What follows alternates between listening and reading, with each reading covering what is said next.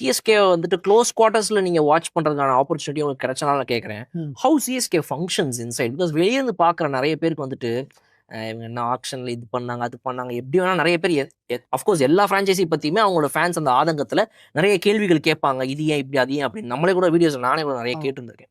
So I want to know something about Chennai super Kings. நீங்கள் எக்ஸ்க்ளூசிவாக ஏதாவது சொன்னீங்கன்னா கொஞ்சம் நல்லா இருக்கும். லைக் ஹவு தே ஃபங்க்ஷன், அவங்களோட அந்த மெத்தடாடிக்கலாக எப்படி யோசிக்கிறாங்க, how they function, to you know anything? So ஒரு விஷயம் என்ன தெரிஞ்சதுன்னா, ஒரு மேட்ச் வந்து தோக்குறாங்க, ஓகே, அதே மாதிரி இருக்கும் ஓகே. வெளில. நான் சொல்றது நிறைய பேர் இப்போ காசி சார் நிறைய பேர் இருக்காங்க. நீங்க சொல்றது வந்து அவங்களோட அந்த அந்த அந்த டியர் 1ல இருக்கக்கூடிய அந்த லைனே தட்டி அப்படி கொடுக்கறதுன்னு இருக்குல்ல.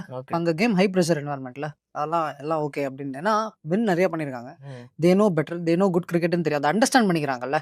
இந்த லாஸ் வந்து there always reason behind a loss. Okay fine, ஏதோ ஒரு சின்ன தப்பு ஆயிருக்கும், அதெல்லாம் ரொம்ப நல்லா எடுத்துக்கிறாங்கன்னு எனக்கு தோணுது. எனக்கு மற்ற ஃப்ரான்ச்சைசி நான் பார்த்தது கிடையாது, பட் இவங்களை பார்த்த வரைக்கும் ஒரு லாஸ்ல வந்து யாருமே மூஞ்ச தூக்கி வச்சு நான் பார்க்கவே இல்லை.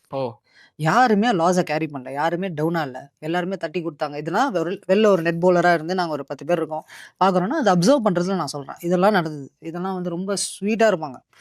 No problem, no worries. Dhoni வந்து இப்போ ஒரு